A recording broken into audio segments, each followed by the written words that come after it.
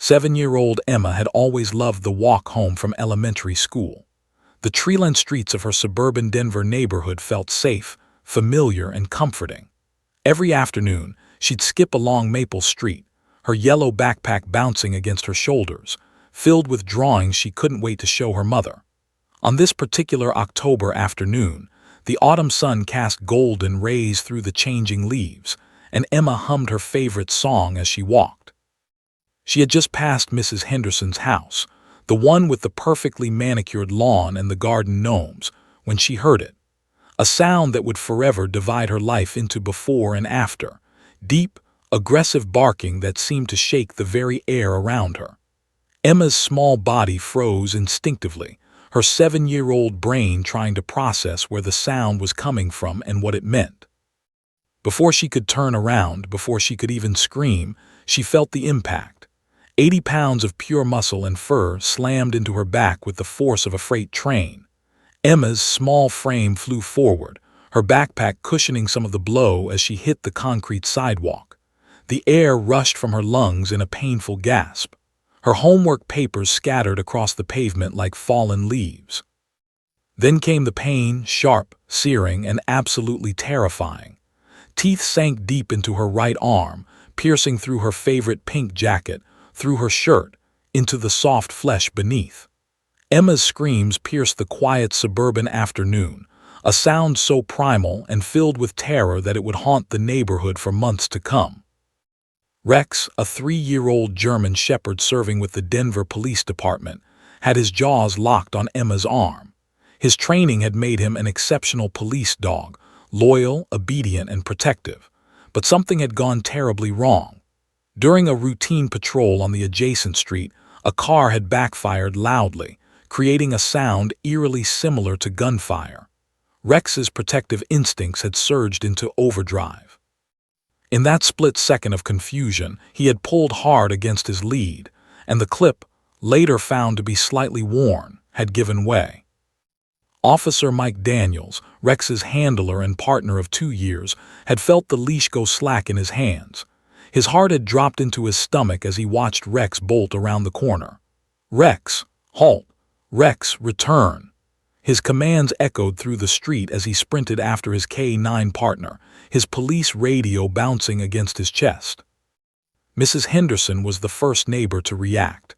She dropped her gardening shears and ran toward the scene, her 72-year-old legs moving faster than they had in decades.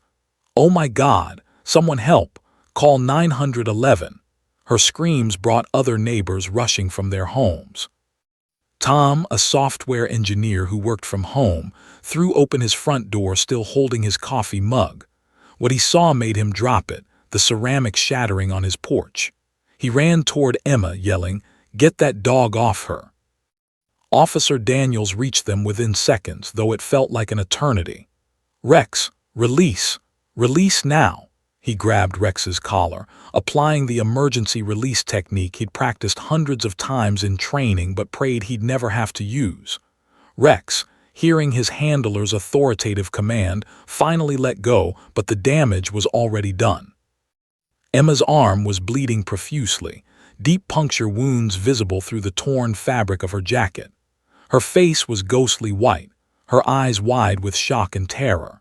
She was still screaming, but the sound had changed from high-pitched terror to a breathless, sobbing wail that broke the hearts of everyone who heard it.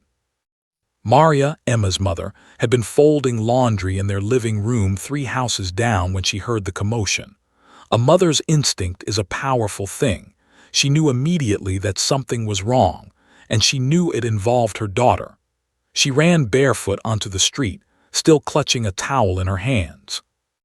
When she saw Emma lying on the sidewalk, surrounded by neighbors, blood soaking through her jacket, Maria's legs nearly gave out. "Emma! Oh my God, Emma!" She pushed through the small crowd that had gathered, falling to her knees beside her daughter. "Baby, Mama's here! Mama's here!" Mrs. Henderson had already called 911, and the wail of sirens could be heard approaching. Tom had run back to his house to grab clean towels, which he pressed against Emma's wounds, trying to stem the bleeding. His own hands were shaking violently. Officer Daniels had secured Rex back on his leash, a backup leash he always carried, and moved the dog away from the scene. Rex was panting heavily, his eyes confused as if he couldn't quite understand what had just happened. The officer's face was pale, his jaw clenched. In 2 years of working with Rex, nothing like this had ever happened. His partner had a perfect record: community events, school demonstrations, successful apprehensions. This was impossible, yet it was horrifyingly real. The ambulance arrived within 4 minutes, though it felt like hours to Maria. Paramedics Jennifer Moss and Robert Taylor quickly assessed Emma's injuries. "We need to get her to Children's Hospital now," Jennifer said urgently, carefully examining the deep lacerations. "These are serious bite wounds. She's going to need surgery." As they loaded Emma onto the stretcher, she reached out for her mother with her uninjured arm, whimpering, "Mama, it hurts. Why did the hurt me? I didn't do anything wrong." Those words, "I didn't do anything wrong," would echo in Maria's mind for weeks to come. Her innocent daughter, who had done nothing but walk home from school, who loved animals and had been begging for a puppy just last week, had been attacked without warning or provocation. Emma's yellow backpack lay abandoned on the sidewalk, papers still scattered across the concrete. Her crayons had spilled out, rolling into the gutter. The normalcy of those objects, a child's school supplies, contrasted sharply with the blood staining the sidewalk. As the ambulance pulled away, lights flashing and siren wailing, neighbors stood in small clusters, talking in hushed, shocked tones. Officer Daniels stood alone with Rex, staring at the blood on the pavement, his hand trembling as he reached for his radio to call in the incident. The emergency room at Denver Children's Hospital was a blur of bright lights, urgent voices, and the sharp smell of antiseptic. Emma lay on a gurney, her small body looking even tinier against the white sheets now stained with her blood. Maria hadn't let go of her daughter's left hand since the ambulance ride, squeezing it gently while whispering reassurances she wasn't sure she believed herself. "You're going to be okay, baby. The doctors are going to fix you up. You're so brave, me, so brave." But even as she spoke, Maria's own hands trembled uncontrollably. Carlos burst through the emergency room doors 20 minutes later, his work boots still covered in construction site dust. He'd been on a job site across town when Maria's frantic call came through. He dropped everything, left his crew standing there confused, and driven like a madman through Denver traffic. When he saw his little girl on that hospital bed, his legs nearly buckled. "Papa," Emma's cry was weak but filled with relief. Carlos rushed to her other side, careful not to jostle her injured arm, and kissed her forehead repeatedly. "Papa's here. Papa's here now." Dr. Michael Reeves, the pediatric trauma surgeon on call, examined Emma's wounds with practiced efficiency, but couldn't hide the concern in his eyes. "We're looking at multiple deep lacerations and puncture wounds," he explained to the parents in a low voice. "The good news is there doesn't appear to be any tendon or nerve damage, but we need to get her into surgery immediately to clean the wounds thoroughly and close them properly. Dog bites carry a high risk of infection." The word surgery hit Maria like a physical blow. Her baby, her 7-year-old baby who still slept with stuffed animals and believed in the tooth fairy, needed surgery. The operation took 2 hours and 47 stitches. When Emma finally emerged from anesthesia, her right arm was wrapped in thick white bandages from wrist to shoulder. She looked so small in that hospital bed, surrounded by beeping monitors and IV lines. Her eyes, when they finally fluttered open, held a confusion and fear that no child should ever experience. "Mama," her voice was groggy from the anesthesia, "is the going to come back?" That question broke something inside Maria. "No, baby, no, you're safe. The dog is far away, you're safe now." But Emma wasn't safe, not from the memories that would soon begin haunting her. They kept her in the hospital for 3 days, monitoring for infection and managing her pain. During those 72 hours, Maria and Carlos took turns keeping vigil by her bedside. They watched their daughter sleep fitfully, crying out in her dreams, jerking awake with tears streaming down her face. Each time, one of them would be there immediately, soothing her, promising her she was safe. The hospital's child life specialist, Jessica Martinez, came by daily with toys and activities designed to help Emma process the trauma. But Emma wouldn't engage. She barely spoke. She stared at the bandages on her arm as if they belonged to someone else. When they finally brought Emma home, Maria had hoped familiar surroundings would help. She'd prepared Emma's room perfectly, fresh sheets with her favorite unicorn pattern, all her stuffed animals arranged on her bed, even bought her a new coloring book. But the moment they pulled into the driveway, Emma began hyperventilating. "I don't want to go outside," she whispered, her eyes wide with panic. "What if there's another dog?" Carlos carried her from the car to the house, and Emma buried her face in his shoulder the entire time, trembling. Once inside, she ran straight to her room and didn't come out for hours. The first night home was horrific. Emma's screams woke the entire household at 2:47 a.m. Maria and Carlos rushed into her room to find their daughter sitting bolt upright in bed, eyes open but unseeing, caught in a nightmare. She was screaming words they could barely understand. "No, stop. Get away. Please don't hurt me." It took 15 minutes to fully wake her and calm her down. When Emma finally recognized her parents, she clung to Maria with a desperation that was heartbreaking. "He was chasing me again, Mama. He was going to bite me again. I could feel his teeth." This became their new normal. Every single night, sometimes multiple times per night, Emma would wake up screaming. The circles under Maria's eyes grew darker. Carlos started missing work, unable to leave his wife alone to deal with their daughter's trauma. But the nightmares were just the beginning. During the day, Emma refused to leave her bedroom.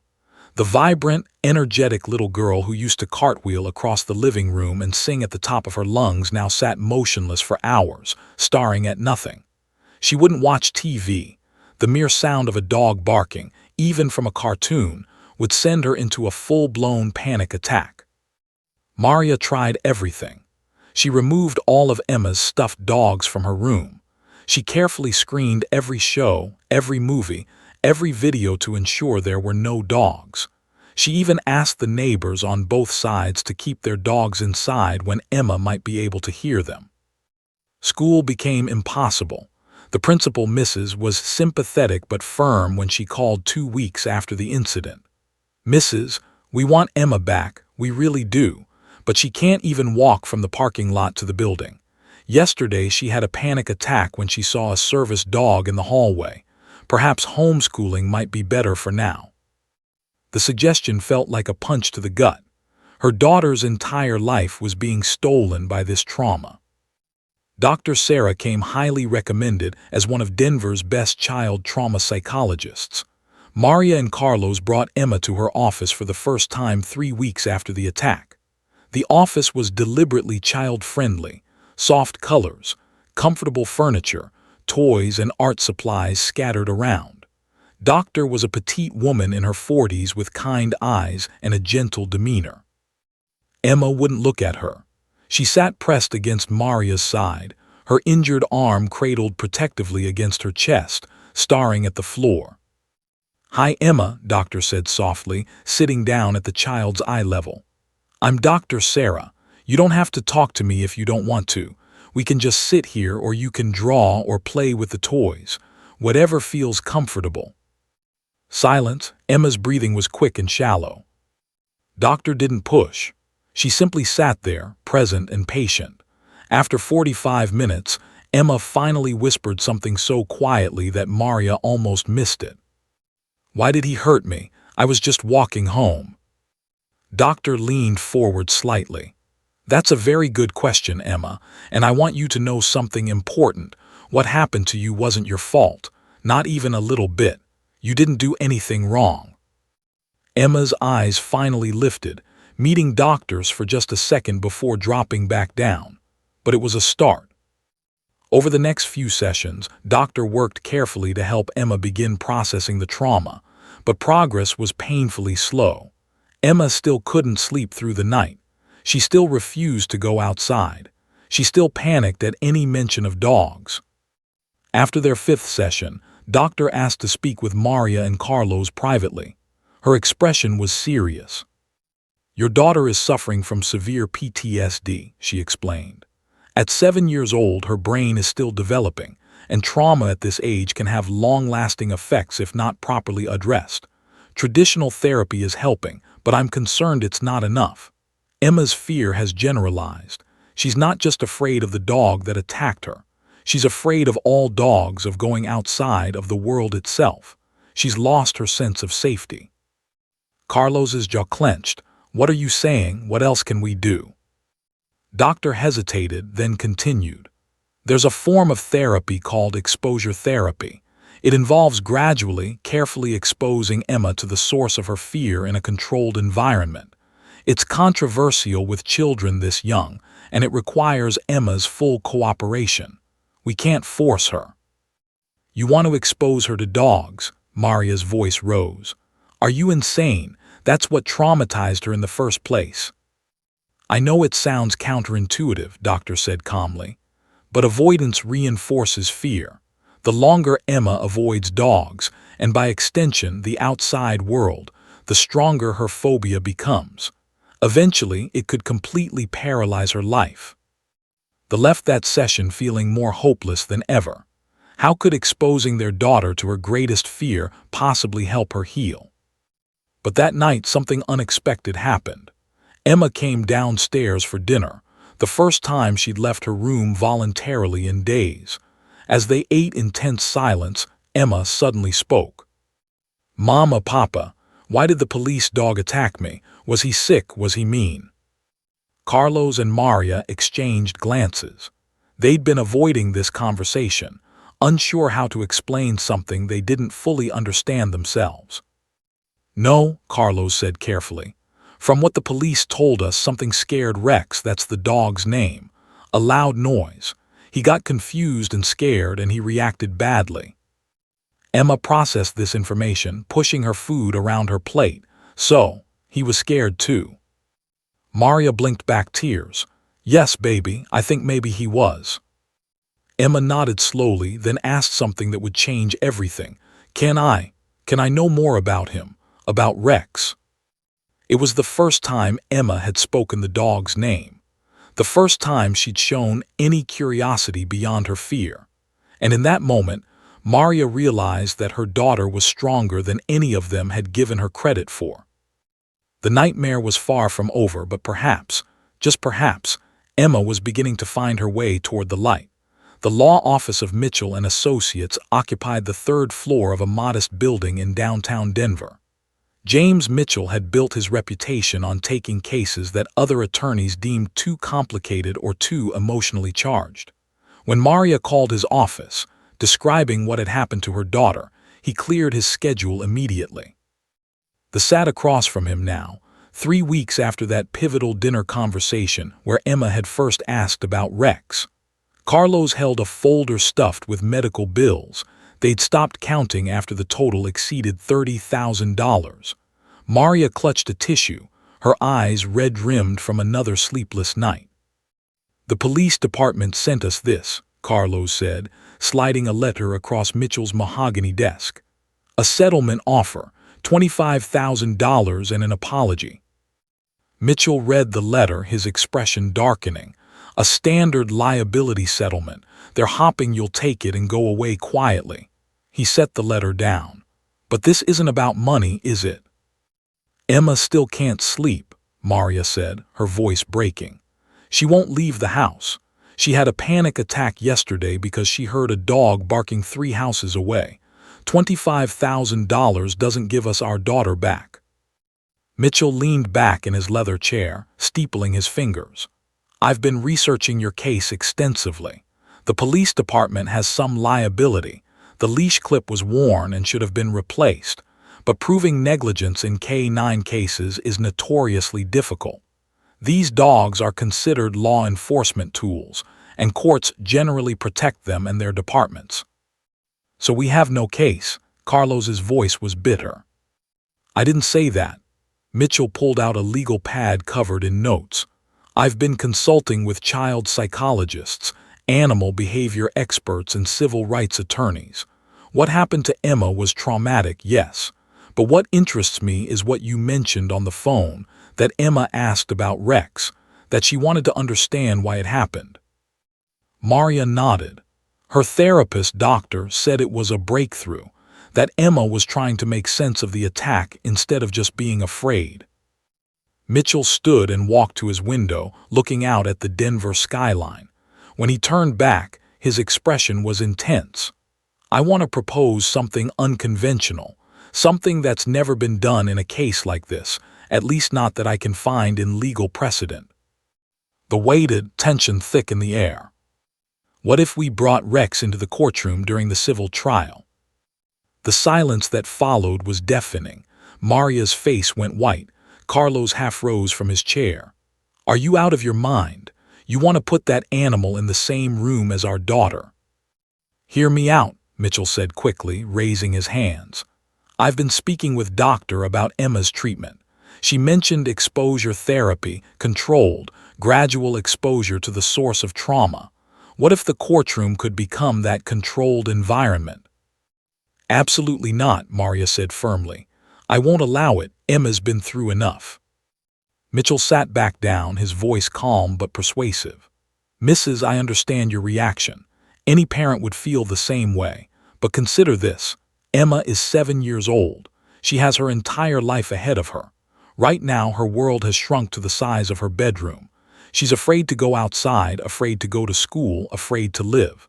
That fear is a prison, and it's only going to get worse with time unless something dramatic changes. Carlos shook his head. So your solution is to traumatize her again? No, my solution is to give her power. Mitchell pulled out another folder, this one containing academic articles and case studies. I've been researching trauma recovery in children.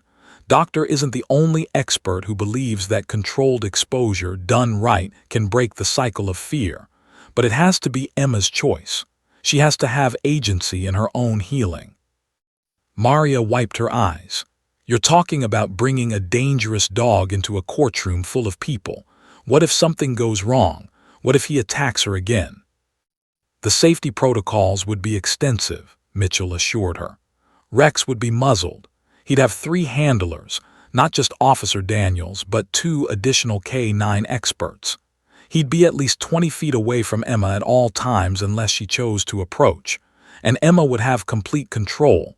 If at any point she wanted Rex removed, he'd be gone immediately. This is insane, Carlos muttered, but Mitchell could see he was actually considering it. There's another aspect to this, Mitchell continued. The legal one. If we can show that Emma has the courage to face Rex in court, to confront her trauma directly, it demonstrates the true depth of the psychological damage she's suffered. It makes your case incredibly powerful. The jury would see a 7-year-old girl having to face down her worst nightmare just to seek justice. That's compelling. You're using our daughter for courtroom theatrics, Maria accused. I'm giving your daughter a chance to take back her life, Mitchell corrected gently. But only if she wants it. We don't do this unless Emma agrees. Not me, not you, not Doctor. Emma herself has to make this choice. They sat in stunned silence, processing this radical proposition. Finally, Carlos spoke. We'd have to talk to Doctor first, get her professional opinion. Already scheduled, Mitchell said, checking his watch. She should be here in about 15 minutes. I took the liberty of inviting her to this meeting with your permission. Maria looked at her husband, then back at Mitchell. You were pretty confident we'd even consider this. Mitchell's expression softened. Mrs., you called me because you wanted more than money. You wanted someone who would fight for your daughter's future, not just her bank account. This is that fight. It's risky, it's unprecedented, and it might fail. But if it succeeds, Emma doesn't just get a settlement. She gets her life back. When Dr. Sarah arrived, she carried her own folder of research and notes. Mitchell made the introductions, and they all sat around his conference table, an impromptu war council planning an unprecedented legal and therapeutic intervention. Doctor spoke first, addressing Maria and Carlos directly. I know this sounds extreme. When James first contacted me about this idea, my initial reaction was to reject it outright. But then I thought about Emma, really thought about her prognosis if we continue conventional therapy alone. And Maria prompted. She's not getting better fast enough. The avoidance is becoming entrenched. Every day that Emma stays in her room, afraid to face the world, that fear becomes more in her neural pathways. She's at a critical developmental stage. If we don't intervene dramatically soon, she could develop a generalized anxiety disorder that affects her for the rest of her life. Carlos leaned forward. But throwing her into a courtroom with Rex, that could make it worse, couldn't it? It could, Doctor admitted honestly. That's why the preparation would be extensive. We'd spend weeks building up to it. First, we'd show Emma pictures of Rex, not aggressive images but calm ones. Then videos. We'd gradually desensitize her. We'd practice relaxation techniques, give her tools to manage her anxiety. And most importantly, we'd make sure she understands this is her choice. She can say no at any point. Have you talked to Emma about this? Maria asked. Not directly. Not yet. I wanted your permission first. But in our last session, Emma said something remarkable. She asked me, if I see Rex again, will I stop being so scared? That question tells me she's already thinking about confrontation rather than just avoidance. Mitchell interjected. There's also the legal strategy to consider. The police department is going to argue that this was an isolated incident, that Rex is a valuable K-9 officer with an otherwise perfect record, and that Emma's ongoing trauma is simply an unfortunate but not their fault. If we can show that Emma's trauma is so severe she has to face the dog in court just to seek justice, we transform the narrative. What about Rex? Carlos asked suddenly. What if facing Emma traumatizes him? Doctor looked surprised by the question, then thoughtful. That's actually a very empathetic question, mister, and it's one we'd need to address. Rex would need his own evaluation. We'd need to ensure he's not showing aggression, that he's stable. Officer Daniels would need to be on board. Daniels, Maria said bitterly, the handler who let his dog attack my daughter. Actually, Mitchell said carefully, I've spoken with Officer Daniels. He's devastated by what happened. He's been on administrative leave, and Rex has been undergoing behavioral evaluations. Daniels wants to meet with you to apologize in person. He's been trying to reach you for weeks. Maria and Carlos exchanged glances. They'd ignored several calls from a police department number, assuming it was just bureaucratic follow-up. Maybe, Doctor suggested gently, part of Emma's healing involves understanding that Officer Daniels and Rex aren't monsters. They're not villains in her story. They're complicated.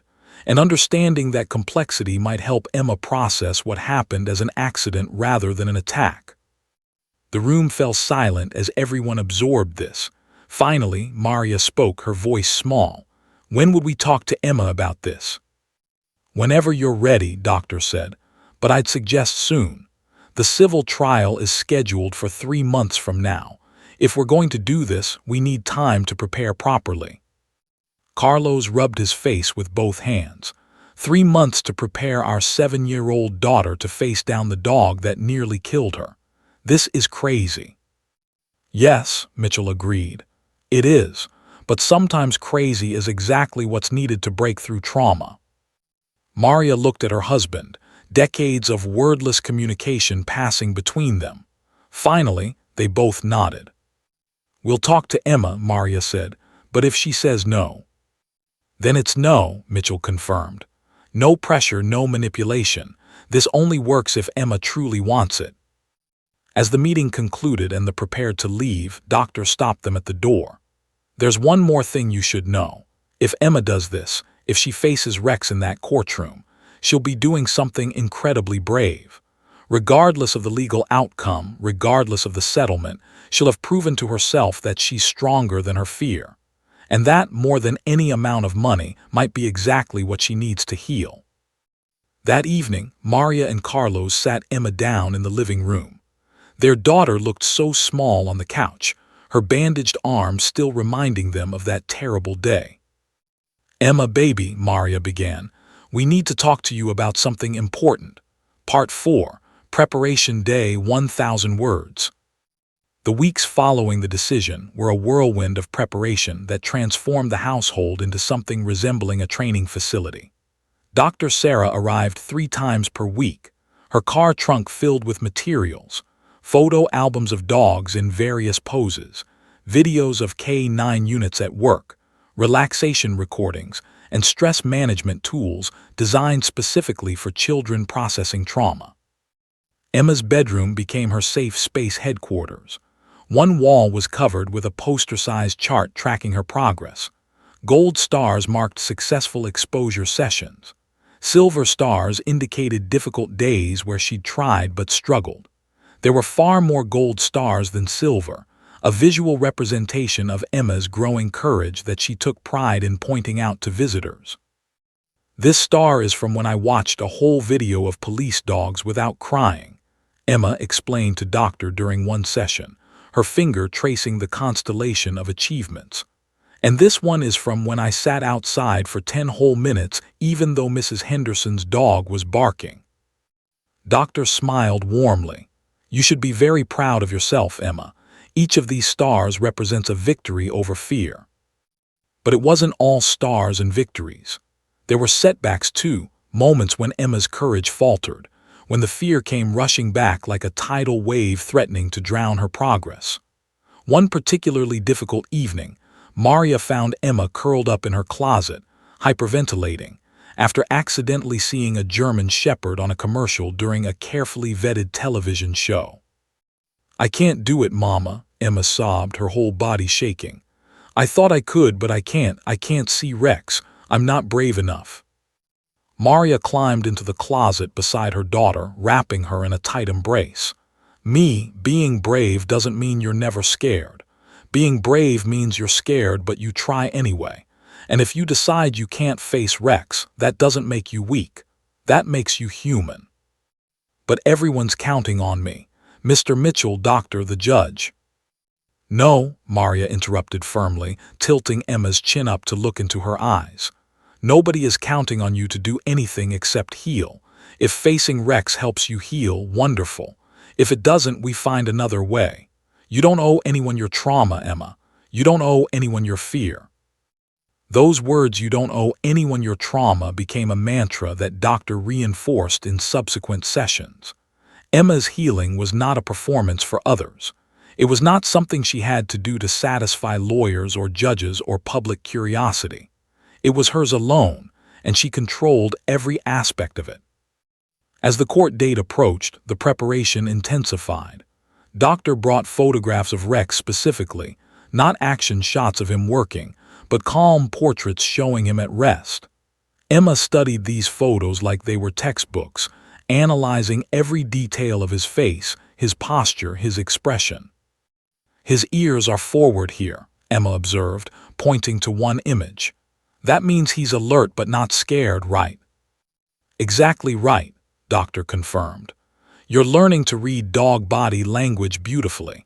That's going to help you feel more in control when you see Rex in person." They graduated to videos. Footage Officer Daniels had provided showing Rex during training sessions, during quiet moments in the patrol car, even playing fetch during downtime. Emma watched these videos repeatedly, her initial trembling giving way to careful observation. "He likes tennis balls," Emma noted during one viewing. "He gets so excited when Officer Daniels throws the ball. His whole body wiggles." "He does," Doctor agreed. "Dogs are complex creatures with personalities and preferences just like people. Rex isn't just the dog that attacked you. He's Rex, an individual with his own story, his own fears, his own joys." This reframing was crucial. Emma was learning to see Rex as a complete being rather than simply as the source of her trauma. It didn't erase what happened, but it added dimension, complexity, nuance. 1 week before the trial, Doctor arranged something extraordinary. With the permission of the police department and under carefully controlled circumstances, She took Emma to observe K-9 training at the Denver Police Academy. They watched from behind protective glass as dogs and handlers practiced commands, tracking exercises, and controlled aggression scenarios. Emma's hands gripped the edge of the observation window, her knuckles white with tension, but she didn't look away. She watched German Shepherds, Belgian, and other working dogs respond to their handlers with precision and discipline. She saw their power, yes, but also their control, their training, their bond with the humans who worked with them. "They're not scary when they're with their handlers," Emma whispered. "They're just working like they have jobs." "That's exactly right," Doctor said. "These dogs are professionals. They're trained to protect and serve just like the police officers. What happened to you was an accident, a moment when training and circumstances failed. But look at how controlled they are right now. Look at how responsive they are to commands." After the training observation, something unexpected happened. One of the handlers, a woman named Officer, approached with her K-9 partner, a German Shepherd named Apollo. With Doctor's careful supervision and Emma's explicit permission, Officer demonstrated commands from a safe distance. "Apollo, sit," she commanded, and the dog sat immediately.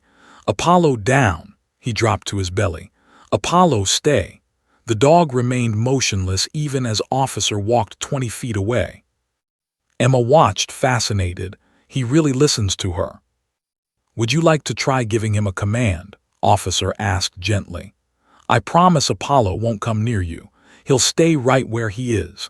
But you could tell him to sit or stay and he'll listen to your voice." Emma's eyes went wide. She looked at Doctor, who nodded encouragingly. "Only if you want to, Emma, no pressure." Emma took a deep breath, in through her nose, out through her mouth. "Apollo," she said, her voice small but clear. "Sit." Apollo, who was already sitting, shifted slightly and sat up, his ears perking toward Emma's voice. "Good job, Emma," Officer praised.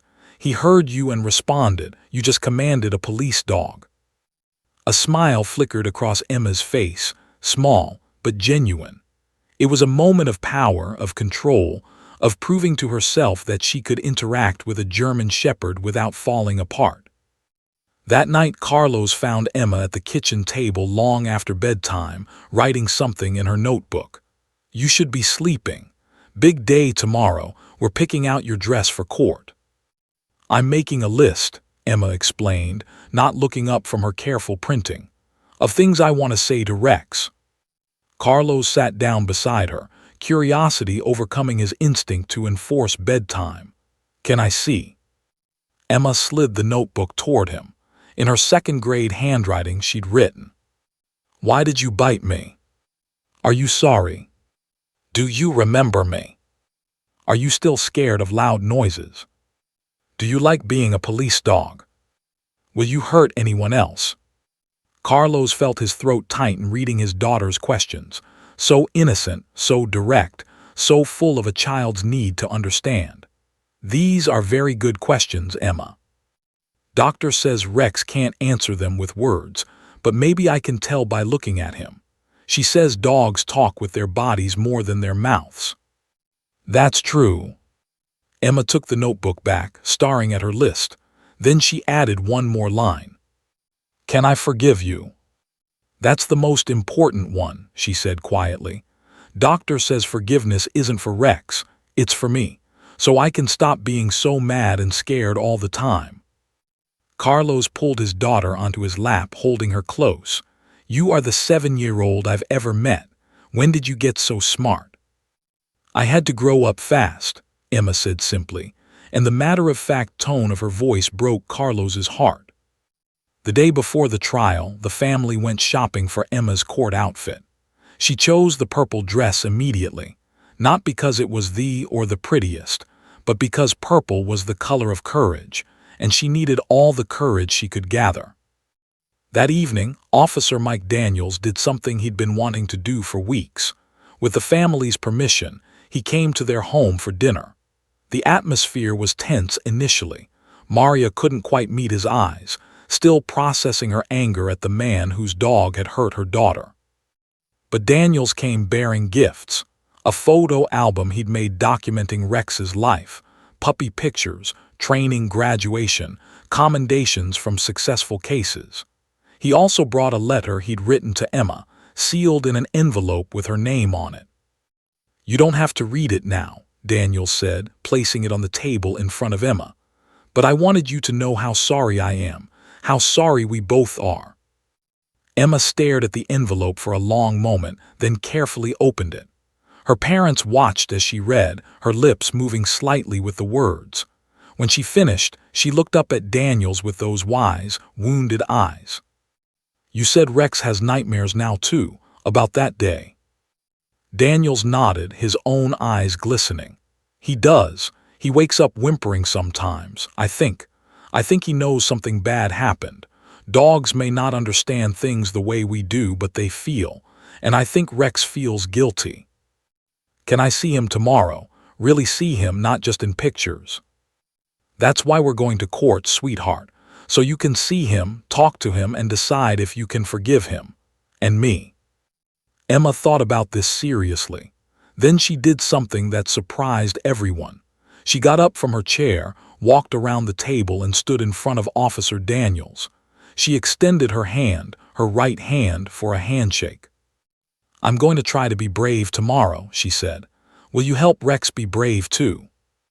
Daniels took her small hand in his much larger one, shaking gently. "I promise. We'll both be brave together." That night, Emma slept without nightmares for the first time in months. Maria checked on her multiple times, finding her daughter peaceful, one hand curled under her cheek, Hope the stuffed bear tucked under her other arm. The preparation was complete. Emma had done everything possible to ready herself for this moment. She'd studied, practiced, confronted her fears in controlled environments, and built up her courage piece by piece. Tomorrow she would face Rex. Tomorrow she would discover if all this preparation was enough. Tomorrow, a 7-year-old girl in a purple dress would walk into a courtroom and do something unprecedented, something brave, something that would change not just her life, but the lives of everyone who witnessed it. But tonight she was just Emma, a little girl who'd survived something terrible and was choosing to face it rather than hide from it. A little girl who'd learned that courage isn't the absence of fear, but the decision to move forward despite it. She was ready. Retry can make mistakes. Please double-check responses. The morning of the trial arrived with an unseasonably cold November chill. Emma woke at 5:30 a.m., not from nightmares this time, but from anticipation mixed with terror. She found her purple dress laid out on her chair, the one with small white flowers embroidered on the collar. Her mother had helped her pick it out specifically for today. Purple was her power color, doctor had told her. The color of courage. Maria was already awake, sitting in the kitchen nursing her third cup of coffee, her hands shaking slightly. Carlos came down the stairs in his only suit, the one he'd worn to his own father's funeral and their daughter's baptism. Today it would witness something entirely different. "How is she?" Carlos asked quietly, pouring his own coffee. "Getting dressed. She's been in there for 20 minutes. Maria's voice cracked. "Carlos, what if we're making a terrible mistake? What if this breaks her?" Before he could answer, Emma appeared in the doorway.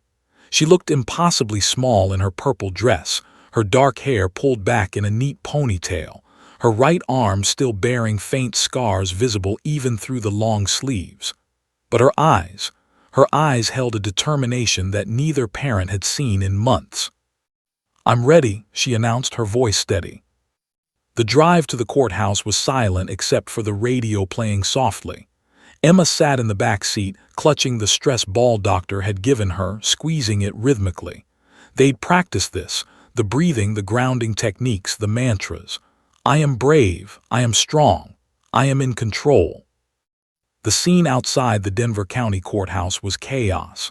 News vans lined the street, their satellite dishes pointed skyward. Reporters clustered behind barricades, cameras ready. The story had captured national attention. 7-year-old to face attack dog in unprecedented court confrontation. Headlines screamed from newspapers held by curious onlookers. "Mama, why are there so many people?" Emma's voice was small again, the confidence wavering. "Because what you're doing is remarkable, baby," Maria said, turning to look at her daughter. "You're the bravest person here." James Mitchell met them at the courthouse steps, flanked by two security guards who helped clear a path through the media scrum. Reporters shouted questions that Maria and Carlos ignored, forming a protective barrier around Emma. "How are you feeling, Emma?" Mitchell asked once they were inside the building, kneeling to her eye level. Emma squeezed her stress ball. "Scared, but doctor said being scared and being brave happen at the same time." "She's absolutely right," Mitchell smiled. "Your parents and I are going to be right there with you every second, and remember what we practiced, you're in charge. You say when, you say where, you say stop, okay?" Emma nodded, her ponytail bouncing. The courtroom was filling rapidly as they entered.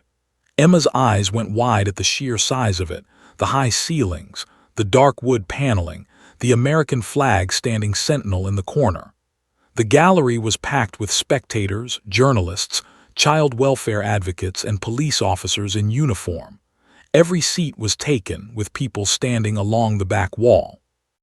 Judge was already at her bench, reviewing documents.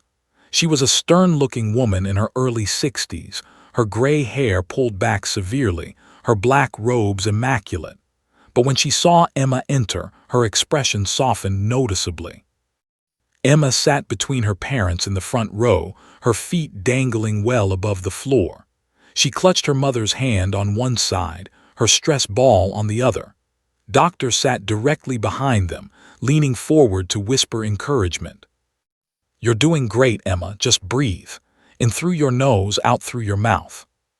The defense attorney, Robert, sat at his table looking decidedly uncomfortable.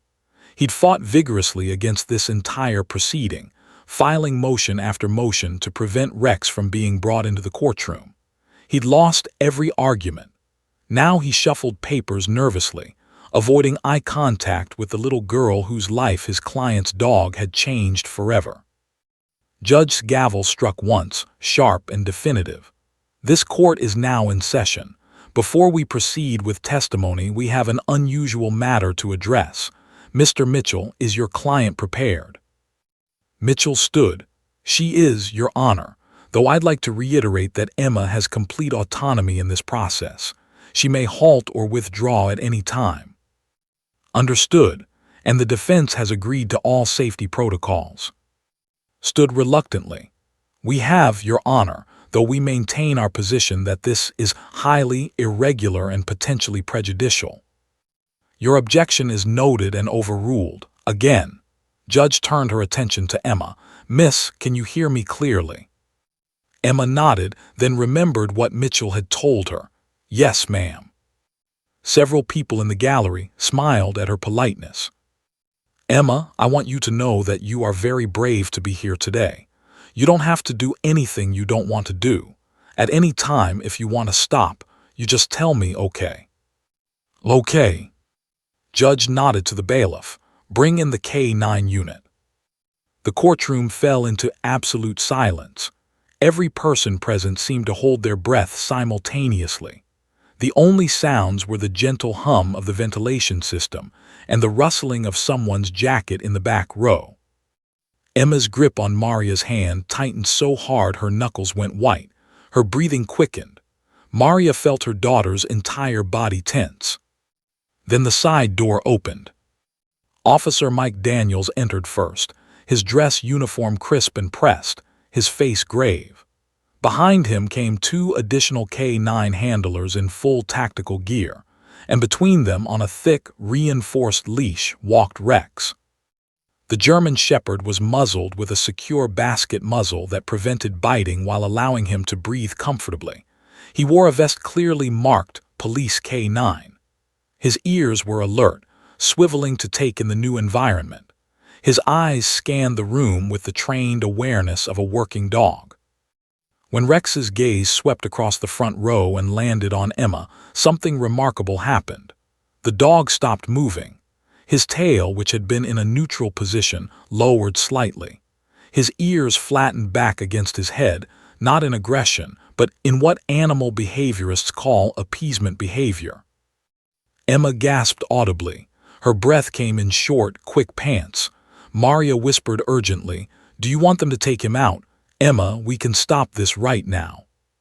But Emma didn't answer. She stared at Rex with wide eyes, her expression impossible to read. Terror, recognition, something else entirely. Officer Daniels carefully walked Rex to a position exactly 20 feet from the front row, marked with tape on the floor. The two additional handlers took positions on either side. One held a secondary leash. The other kept his hand near a contained spray deterrent, though every expert had assured them it wouldn't be needed. Rex sat on command, his posture perfect, professional. But his eyes remained on Emma, and there was something in that gaze that transcended the human language of guilt and recognition. He panted softly, his tongue visible through the muzzle. The courtroom remained frozen in this tableau. Reporters in the gallery leaned forward, pens poised over notebooks. The sketch artist's hand moved rapidly across her pad, capturing this unprecedented moment. Judge spoke gently. "Emma, the K-9 unit is now present. How are you feeling?" Emma didn't respond immediately. Her eyes were locked on Rex. Her chest rose and fell rapidly. Sweat beaded on her forehead despite the courtroom's cool temperature. Her free hand squeezed the stress ball so hard it was completely compressed. Doctor leaned forward again. "Emma, remember what we practiced. You're safe. You're in control. What do you need right now?" The silence stretched for what felt like an eternity, but was actually only 15 seconds. Then Emma spoke, her voice barely above a whisper but clear enough that the entire courtroom heard it in the absolute quiet. "He looks scared." Maria blinked in surprise. Carlos leaned forward to see his daughter's face. Mitchell, who had prepared for numerous possible reactions, hadn't anticipated this one. "What do you mean, honey?" Doctor asked softly. "Rex, he looks scared. His ears are back. That's what you said means scared, right?" Doctor had shown Emma videos of dog body language during their preparation sessions. Emma had been paying attention, learning to read canine expressions not as a threat, but as communication. "That's exactly right, Emma. Very observant." Judge watched this exchange with barely concealed emotion.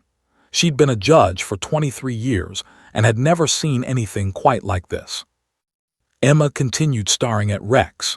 The dog remained perfectly still except for his panting, his eyes never leaving the little girl. Officer Daniels stood beside him, one hand on the leash, the other at his side, visibly emotional.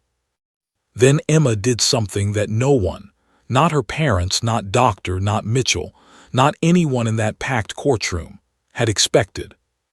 She let go of her mother's hand. "Emma," Maria started, but Doctor touched her shoulder gently, shaking her head. "Let her lead."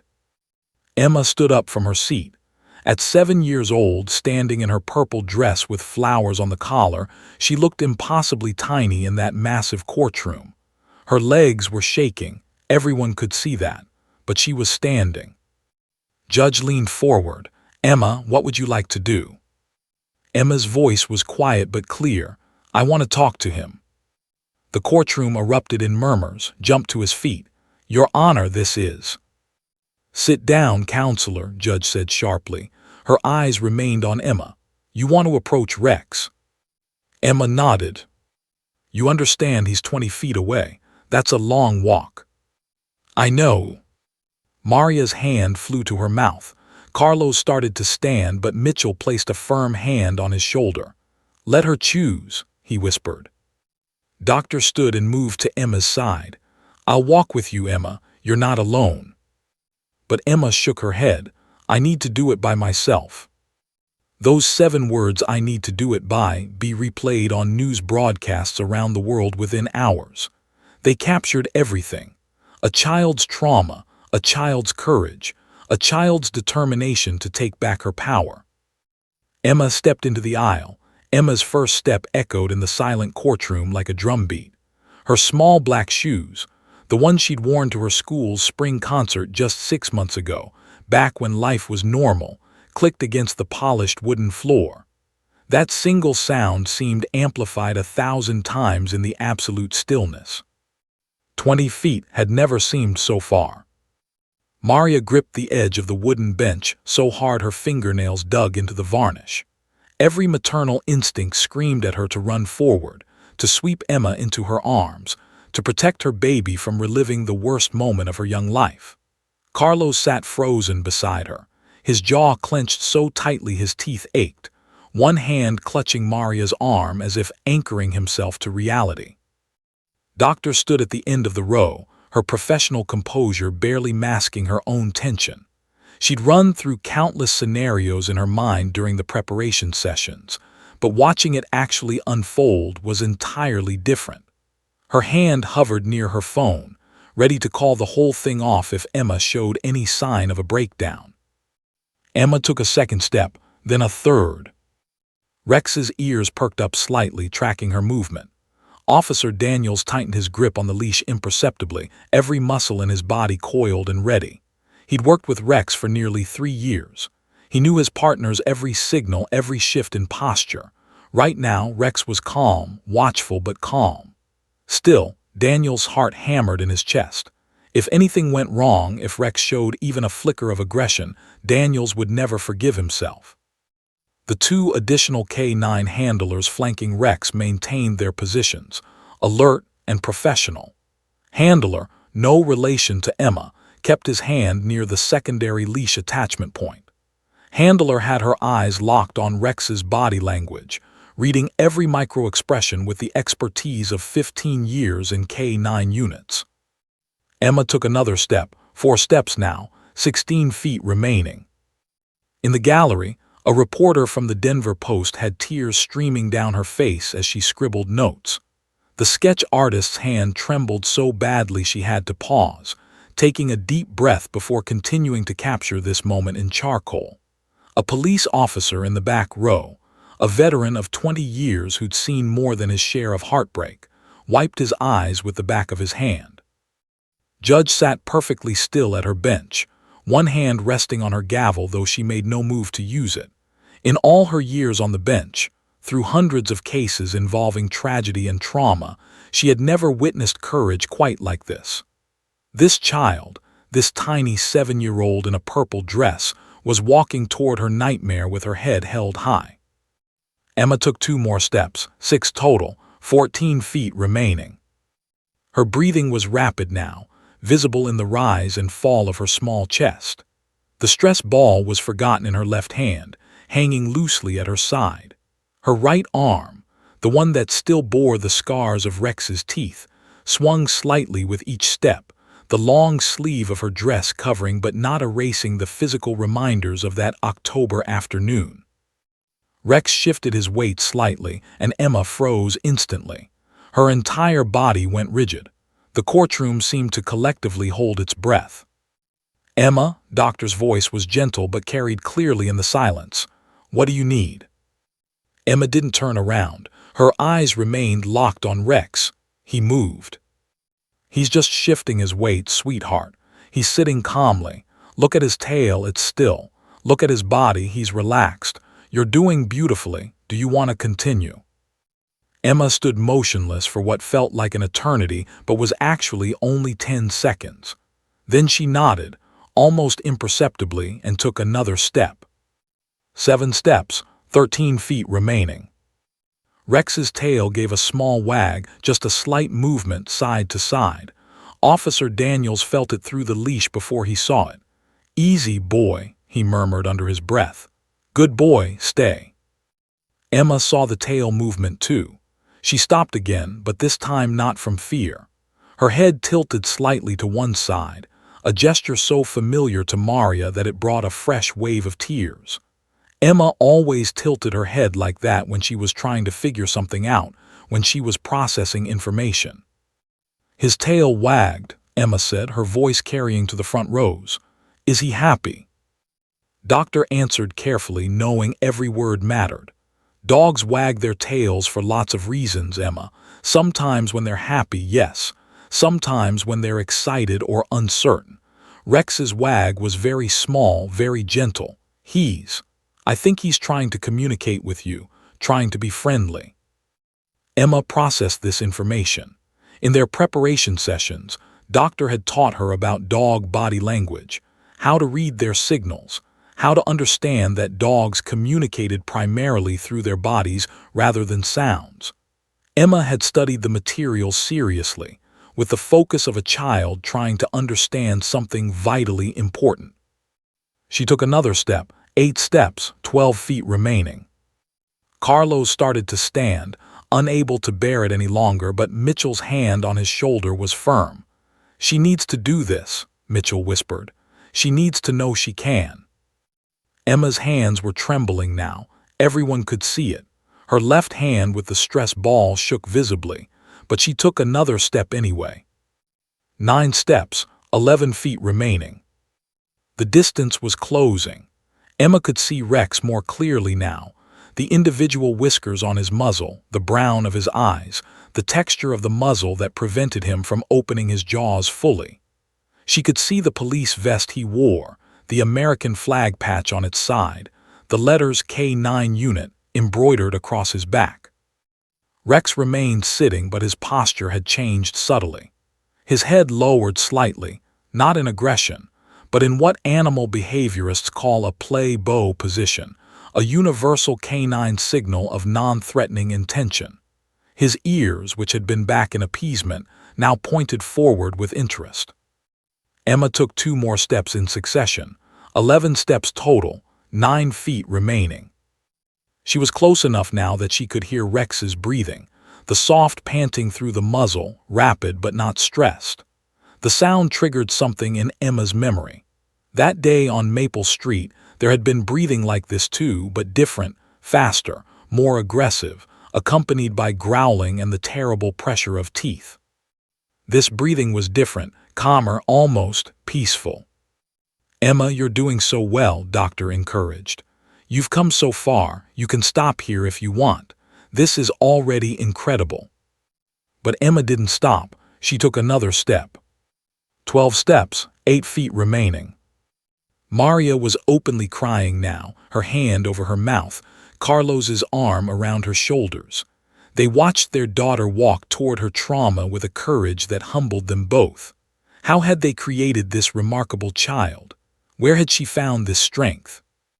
Emma took another step, then another. 14 steps, 6 feet remaining. Rex's tail wagged again, a bit more enthusiastically this time. Officer Daniels felt the energy shift slightly. "Easy, Rex. Good boy, stay." The dog remained seated, but every line of his body showed he was aware, engaged, focused on the little girl approaching him. Emma stopped at 15 steps, 5 feet remaining. This was the critical distance. Close enough to reach out and touch if she extended her arm. Close enough that if something went wrong, though every expert assured them it wouldn't, there would be minimal reaction time. Handler tensed, ready. Handler's hand moved fractionally closer to her deterrent spray. Officer Daniels' knuckles were white on the leash. Emma stood there 5 feet from Rex, and for the first time since entering the courtroom she looked back at her parents.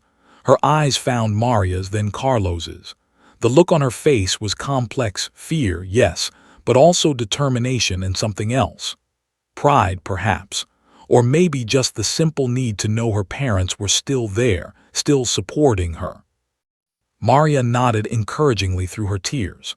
Carlos managed to smile, though his face was wet with tears too. Emma turned back to Rex. She took a deep, shuddering breath, in through her nose, out through her mouth, just like Doctor had taught her.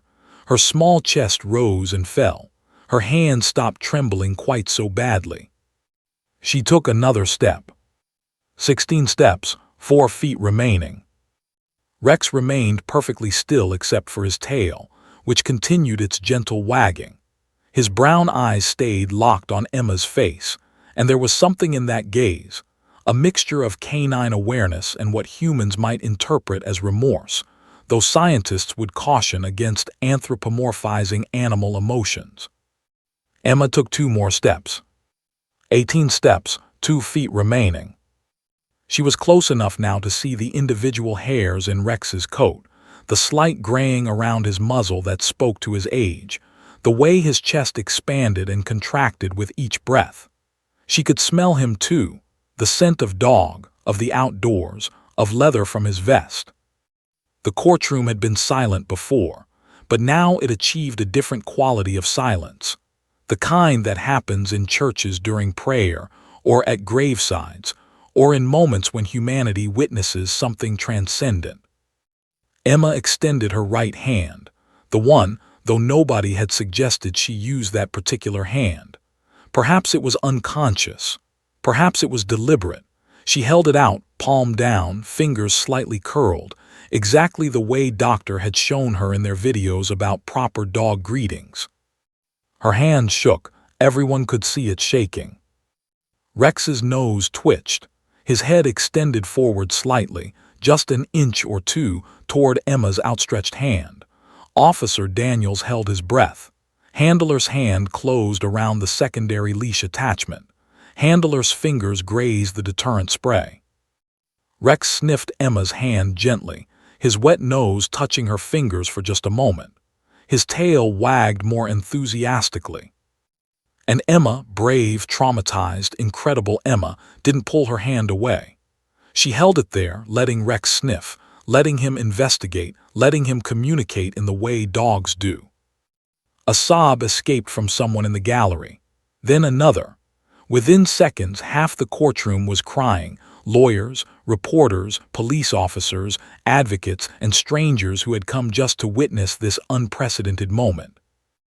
Emma's hand moved slowly, carefully, from its position near Rex's nose to hover just above his head. She paused there, her palm inches from his fur, her whole arm trembling with the weight of what she was about to do. "Good, Emma," Doctor whispered, though Emma probably couldn't hear her. "You're in control, you decide." Emma lowered her hand until it touched Rex's head. The moment Emma's hand made contact with Rex's fur, time seemed to fracture into before and after. Her small fingers touched the top of his head, tentatively at first, barely grazing the coarse outer coat that protected German shepherds from the elements. Rex remained absolutely motionless, as if he understood the monumentality of this moment, as if some deep canine instinct told him that this child needed him to be perfectly, utterly still. Emma's hand pressed down slightly, her fingers now fully resting on Rex's head. She could feel the warmth of him through his fur, the solidity of muscle and bone beneath. This was real. He was real. Not the monster from her nightmares, not the snarling, terrifying creature that chased her through her dreams every night, but a living, breathing animal with a heartbeat and body heat and eyes that looked at her with an expression she was only beginning to understand. Tears began streaming down Emma's face. They came suddenly, unexpectedly, breaking through the dam of concentration and courage she'd built to get this far. Her shoulders shook. Her breath came in gasps, but her hand remained on Rex's head and she didn't step back. Rex's tail stopped wagging. His ears flattened completely against his head, the universal dog signal of submission and appeasement. A soft sound emerged from behind his muzzle, not quite a whine but something gentler, something that seemed to say, "I know, I remember, I'm sorry." Officer Daniels felt his own tears falling now, dropping onto his uniform shirt, leaving dark spots on the light blue fabric. He'd been a cop for 12 years, had faced down armed suspects, had pulled people from burning cars, had delivered CPR to overdose victims in alleyways. None of it compared to watching this little girl touch his partner, the dog who had hurt her, the dog who had stolen her sense of safety, with such profound courage. Maria stood up from her seat, unable to remain sitting any longer. Carlos rose with her, his arm around her waist, both of them drawn forward by invisible threads of love and terror and pride. They moved to the edge of their row but came no closer, understanding instinctively that this moment belonged to Emma alone. Judge had abandoned all pretense of professional detachment. She leaned forward on her bench, one hand covering her mouth, tears visible on her face. In her 23 years of jurisprudence, she had never seen anything remotely like this. The law books had no precedent for this moment. There were no statutes that could capture it, no legal framework that could contain it. Emma's crying intensified. Her whole body shook with the force of her sobs, but still she kept her hand on Rex's head. Her other hand, the one that had been clutching the stress ball, dropped it, and the ball bounced twice on the courtroom floor before rolling under a bench. Nobody moved to retrieve it.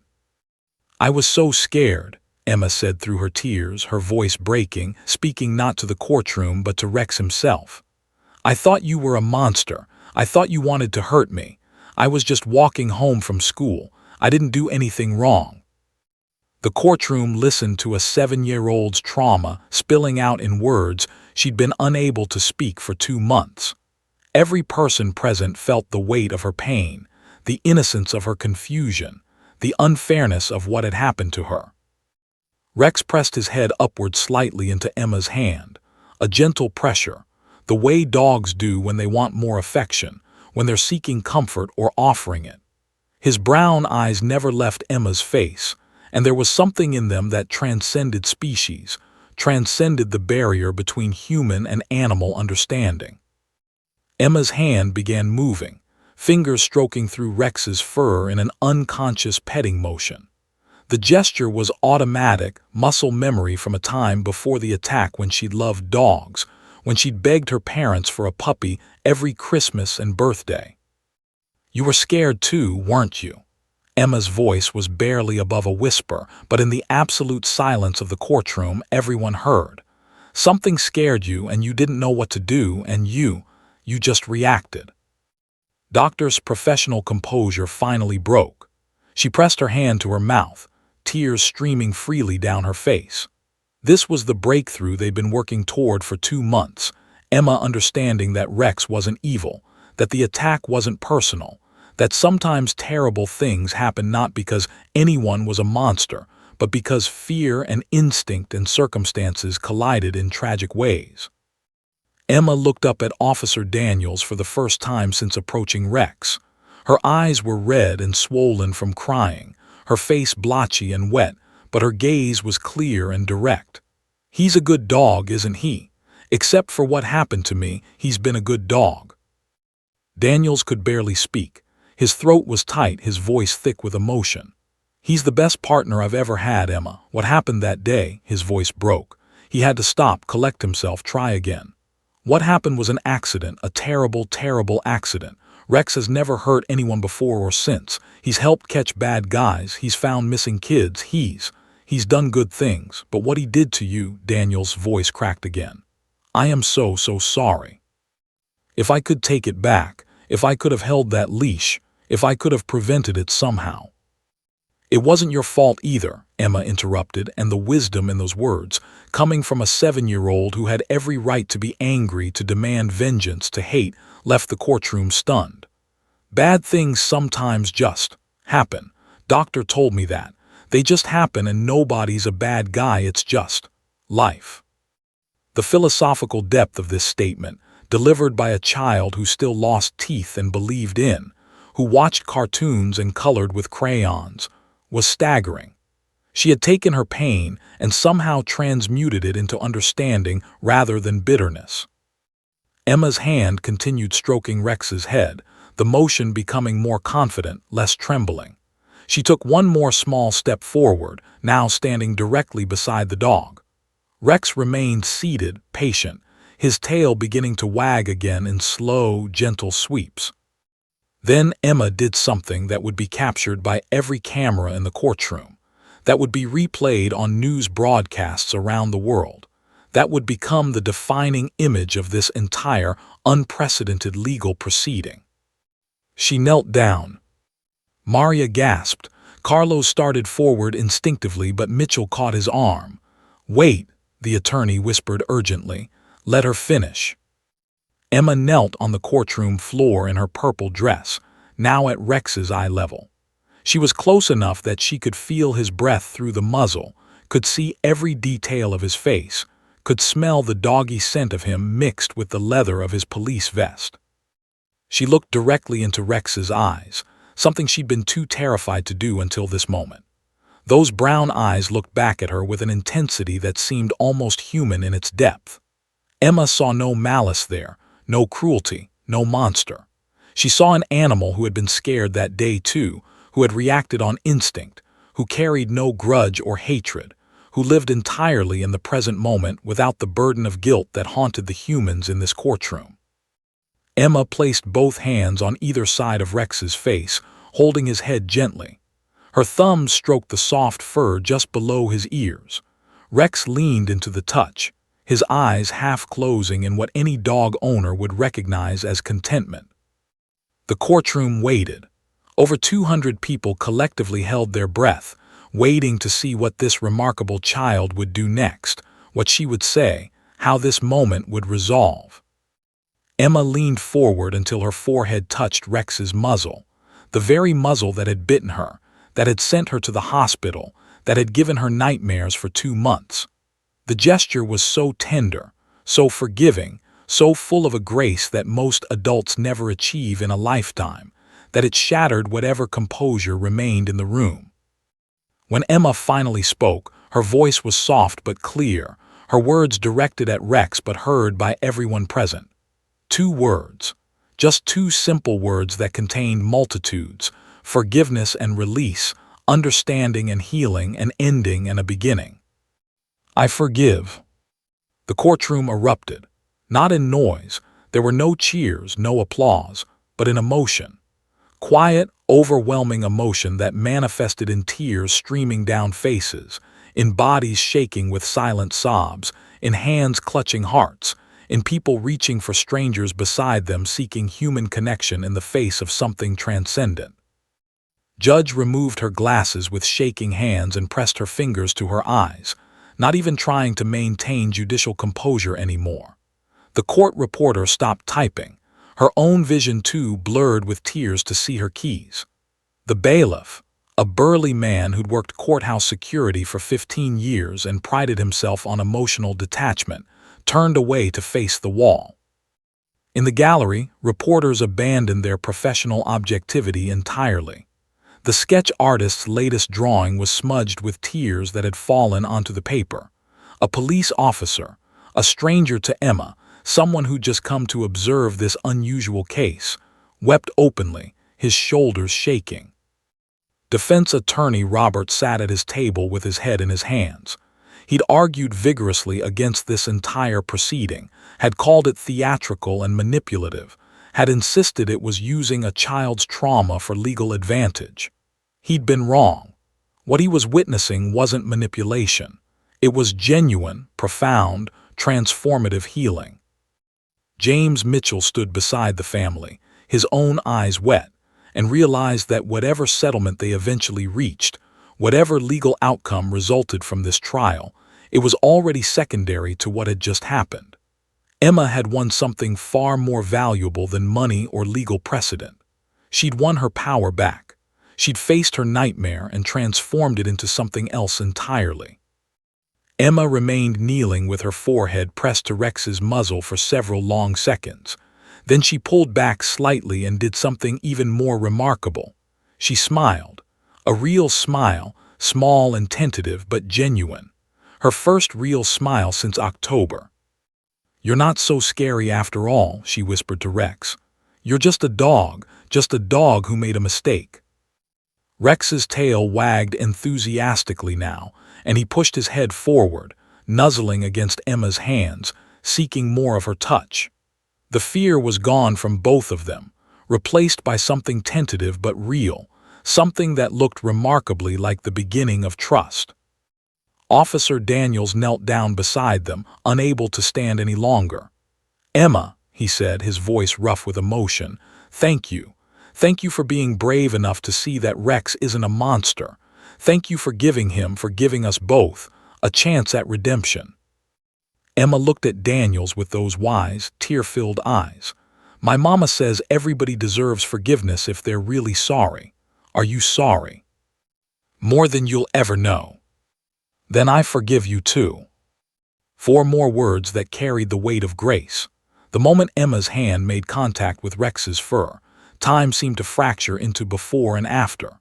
Her small fingers touched the top of his head, tentatively at first, barely grazing the coarse outer coat that protected German shepherds from the elements. Rex remained absolutely motionless, as if he understood the monumentality of this moment, as if some deep canine instinct told him that this child needed him to be perfectly, utterly still. Emma's hand pressed down slightly, her fingers now fully resting on Rex's head. She could feel the warmth of him through his fur, the solidity of muscle and bone beneath. This was real. He was real. Not the monster from her nightmares, not the snarling, terrifying creature that chased her through her dreams every night, but a living, breathing animal with a heartbeat and body heat and eyes that looked at her with an expression she was only beginning to understand. Tears began streaming down Emma's face. They came suddenly, unexpectedly, breaking through the dam of concentration and courage she'd built to get this far. Her shoulders shook. Her breath came in gasps, but her hand remained on Rex's head and she didn't step back. Rex's tail stopped wagging. His ears flattened completely against his head, the universal dog signal of submission and appeasement. A soft sound emerged from behind his muzzle, not quite a whine but something gentler, something that seemed to say, "I know, I remember, I'm sorry." Officer Daniels felt his own tears falling now, dropping onto his uniform shirt, leaving dark spots on the light blue fabric. He'd been a cop for 12 years, had faced down armed suspects, had pulled people from burning cars, had delivered CPR to overdose victims in alleyways. None of it compared to watching this little girl touch his partner, the dog who had hurt her, the dog who had stolen her sense of safety, with such profound courage. Maria stood up from her seat, unable to remain sitting any longer. Carlos rose with her, his arm around her waist, both of them drawn forward by invisible threads of love and terror and pride. They moved to the edge of their row but came no closer, understanding instinctively that this moment belonged to Emma alone. Judge had abandoned all pretense of professional detachment. She leaned forward on her bench, one hand covering her mouth, tears visible on her face. In her 23 years of jurisprudence, she had never seen anything remotely like this. The law books had no precedent for this moment. There were no statutes that could capture it, no legal framework that could contain it. Emma's crying intensified. Her whole body shook with the force of her sobs, but still she kept her hand on Rex's head.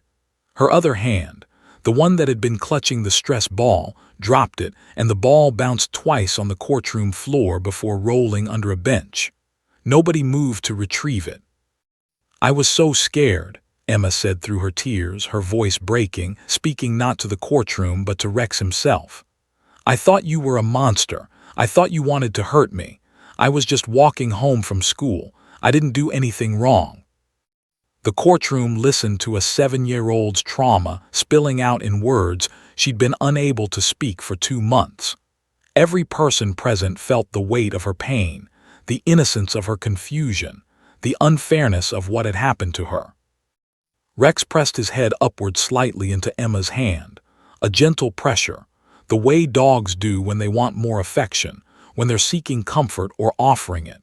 His brown eyes never left Emma's face, and there was something in them that transcended species, transcended the barrier between human and animal understanding.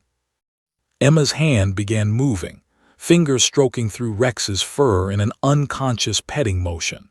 The gesture was automatic, muscle memory from a time before the attack when she'd loved dogs, when she'd begged her parents for a puppy every Christmas and birthday.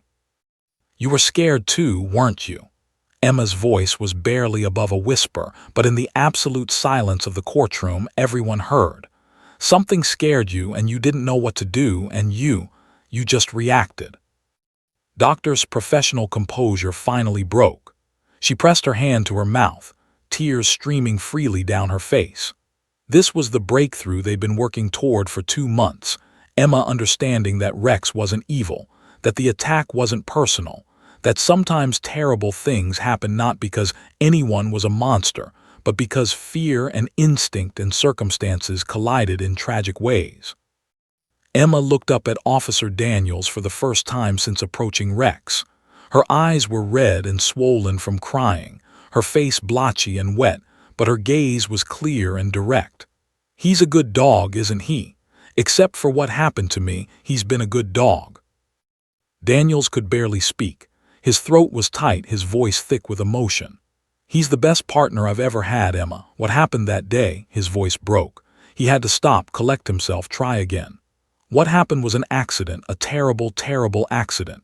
Rex has never hurt anyone before or since. He's helped catch bad guys, he's found missing kids, he's done good things. But what he did to you," Daniel's voice cracked again. "I am so sorry.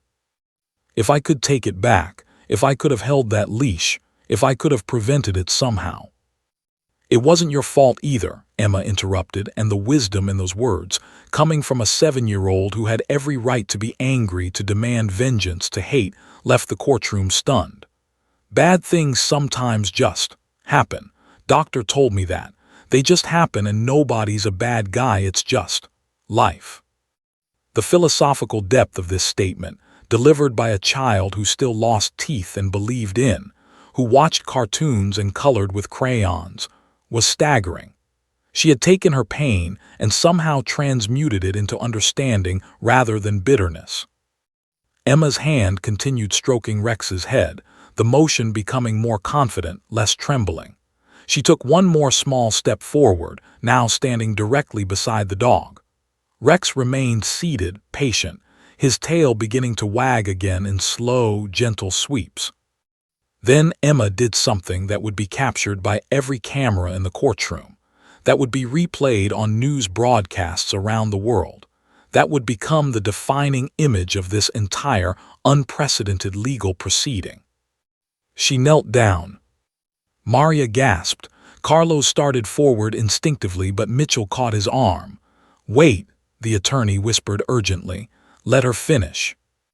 Emma knelt on the courtroom floor in her purple dress, now at Rex's eye level. She was close enough that she could feel his breath through the muzzle, could see every detail of his face, could smell the doggy scent of him mixed with the leather of his police vest. She looked directly into Rex's eyes, something she'd been too terrified to do until this moment. Those brown eyes looked back at her with an intensity that seemed almost human in its depth. Emma saw no malice there, no cruelty, no monster. She saw an animal who had been scared that day too, who had reacted on instinct, who carried no grudge or hatred, who lived entirely in the present moment without the burden of guilt that haunted the humans in this courtroom. Emma placed both hands on either side of Rex's face, holding his head gently. Her thumbs stroked the soft fur just below his ears. Rex leaned into the touch, his eyes half closing in what any dog owner would recognize as contentment. The courtroom waited. Over 200 people collectively held their breath, waiting to see what this remarkable child would do next, what she would say, how this moment would resolve. Emma leaned forward until her forehead touched Rex's muzzle, the very muzzle that had bitten her, that had sent her to the hospital, that had given her nightmares for 2 months. The gesture was so tender, so forgiving, so full of a grace that most adults never achieve in a lifetime, that it shattered whatever composure remained in the room. When Emma finally spoke, her voice was soft but clear, her words directed at Rex but heard by everyone present. 2 words, just 2 simple words that contained multitudes: forgiveness and release, understanding and healing, an ending and a beginning. "I forgive." The courtroom erupted, not in noise. There were no cheers, no applause, but in emotion. Quiet, overwhelming emotion that manifested in tears streaming down faces, in bodies shaking with silent sobs, in hands clutching hearts, in people reaching for strangers beside them seeking human connection in the face of something transcendent. Judge removed her glasses with shaking hands and pressed her fingers to her eyes, not even trying to maintain judicial composure anymore. The court reporter stopped typing, her own vision too blurred with tears to see her keys.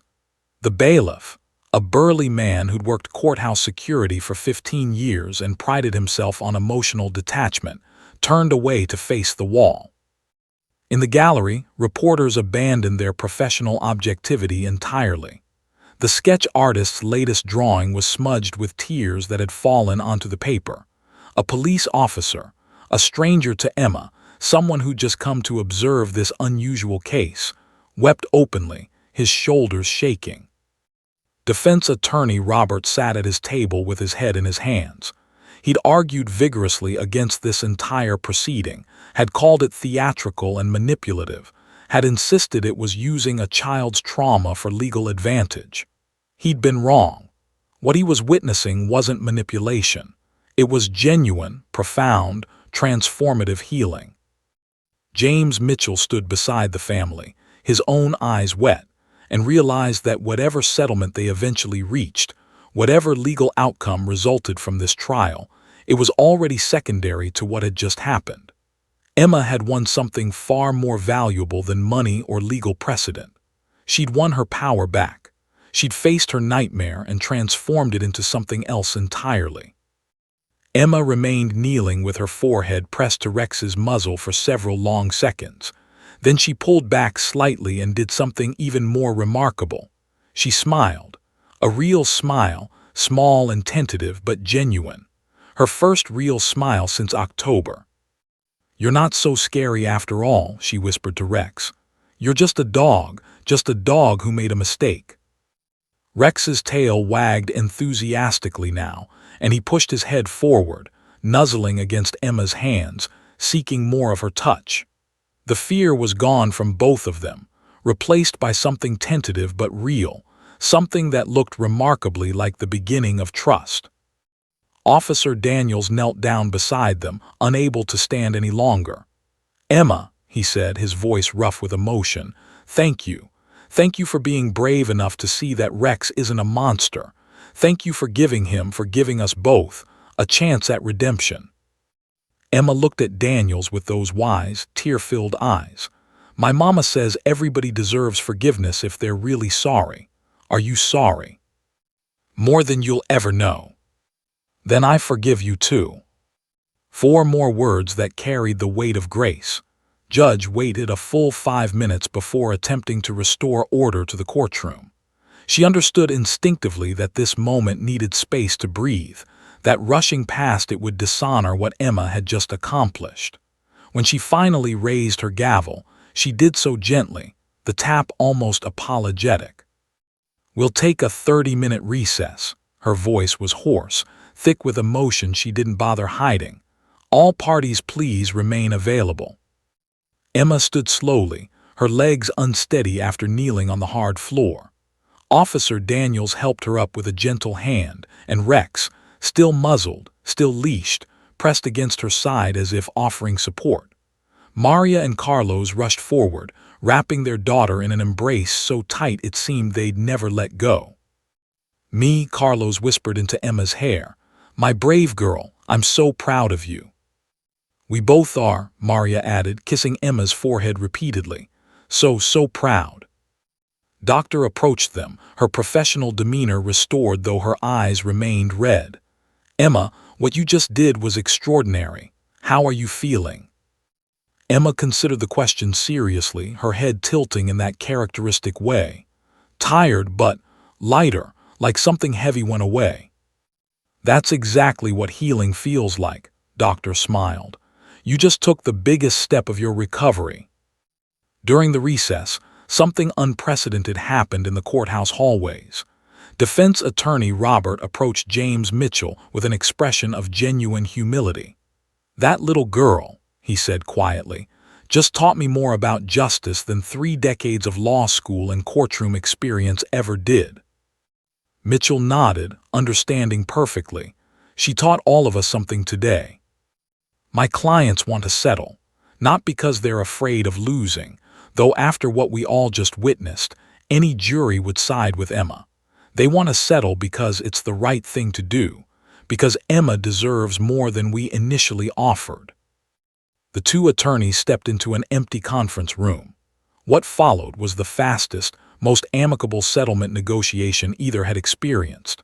The police department agreed to cover all of Emma's medical expenses, past, present, and any future therapy or treatment she might need. They established a college fund with $500,000.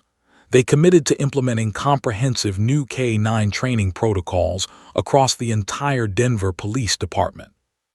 But there was more.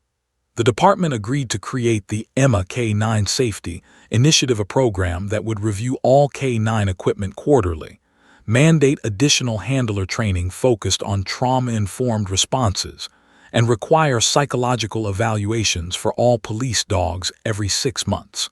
What had happened to Emma would become a catalyst for systemic change that would protect countless other children. "There's one more thing," said, pulling out a document his team had drafted during the recess.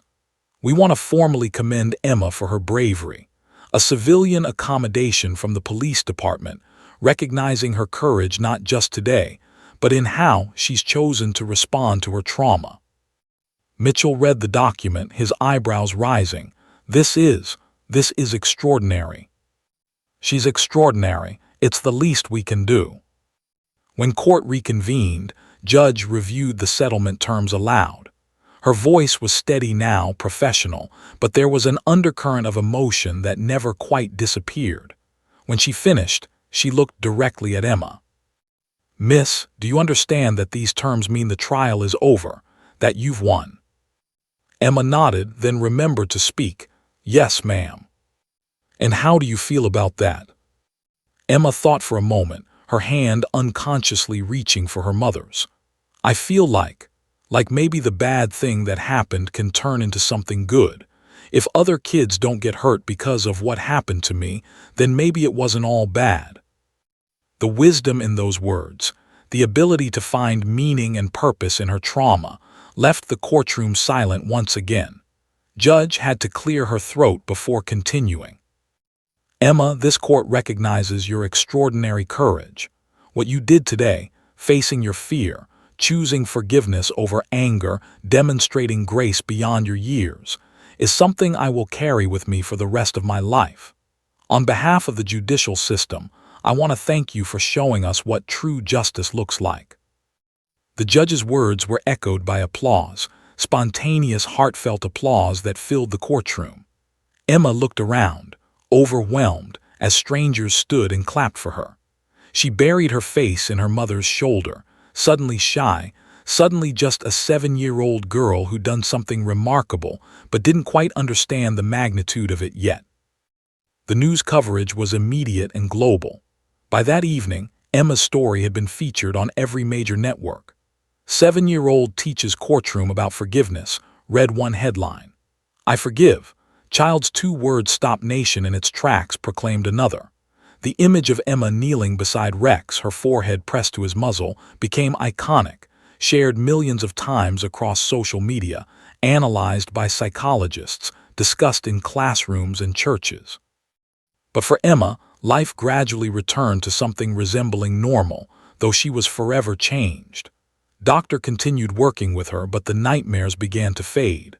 Slowly, tentatively, Emma started going outside again. The first time she walked down Maple Street, the scene of the attack, she held both her parents' hands tightly, but she made it all the way to school and back. 3 months after the trial, the family made a decision that surprised everyone. They adopted a dog, a gentle 3-year-old golden retriever mix from the local rescue shelter. Emma named her Hope, and the name was perfect. Hope became Emma's constant companion, sleeping at the foot of her bed, walking beside her to school, helping her reclaim all the joy that dogs could bring. Officer Daniels and Rex visited the home monthly, an arrangement that had been Emma's idea. She wanted to continue building her relationship with Rex, wanted to prove to herself that her forgiveness was real and lasting. During these visits, Emma would play fetch with Rex in the backyard, would practice the training commands Daniels taught her, would sit beside him and read her homework aloud while Rex listened with patient attention. These visits helped Daniels too. The guilt he'd carried since that October afternoon began to ease, replaced by gratitude for Emma's extraordinary grace. Rex seemed different as well, calmer, gentler, as if he understood he'd been given a second chance. Emma's story inspired a national conversation about restorative justice, particularly involving children. Schools began incorporating her story into their social-emotional learning curricula. Child psychologists studied her case, publishing papers about trauma recovery and the role of controlled exposure therapy. The video of her approach to Rex became required viewing in K-9 training academies across the country. But perhaps the most significant impact was quieter, more personal. Emma began speaking at local schools about her experience, not because adults pushed her, but because she wanted to. She talked about being afraid, about facing fear, about choosing forgiveness. Her presentations were simple, age-appropriate, delivered in a child's language, but their impact was profound. "Bad things happen to everyone sometimes," she would tell her peers, standing in front of classrooms or school assemblies. "And it's okay to be scared. It's okay to be sad, but you don't have to stay scared forever. You can be brave even when you're afraid. And sometimes forgiving someone, even when they hurt you really bad, helps you more than it helps them." By the time Emma turned 8, she'd spoken to over 50 schools. Letters arrived at the home from children around the country, kids who'd been bitten by dogs, kids who'd experienced other traumas, kids who just needed to hear that courage was possible. Maria kept every letter in a special box, and Emma read them all, sometimes writing back with her careful second-grade handwriting. The Emma K-9 Safety Initiative proved remarkably effective. In its first year, it prevented 3 potential incidents through early detection of equipment wear and handler training improvements. The psychological evaluations caught 2 dogs showing early signs of stress that could have led to aggressive behavior. These dogs were retired from active duty and placed in loving homes, while handlers received support and retraining. Emma's college fund grew not just from the settlement but from unexpected donations. People who'd seen her story wanted to contribute to her future, wanted to be part of something beautiful that had emerged from something terrible. By her 8th birthday, the fund had doubled, ensuring she could attend any university she chose. But more valuable than money was what Emma had gained internally. The little girl who'd spent 2 months trapped by fear, unable to leave her bedroom, afraid of the world, that little girl had transformed into someone stronger. Not because her trauma disappeared, it would always be part of her story, but because she'd learned she was bigger than her fear. On the first anniversary of the attack, Emma did something symbolic. She walked to the exact spot on Maple Street where Rex had knocked her down. Her parents walked behind her, giving her space. She stood there for several minutes, remembering. Then she knelt down and placed a small bouquet of purple flowers, the color of courage, on the sidewalk. "This is where I fell down," she said quietly, "but it's also where I learned I could get back up." As the sun set that evening, Emma, now 8 years old, stronger, wiser, remarkably resilient, sat in her backyard with hope curled at her feet. She was drawing pictures for her next school presentation, her tongue sticking out slightly in concentration the way children do when they're focused. Maria watched from the kitchen window, tears in her eyes for the 1000th time since that terrible October day. But these were different tears, not tears of grief or fear, but of profound gratitude. Their daughter had not just survived her trauma, she had transcended it.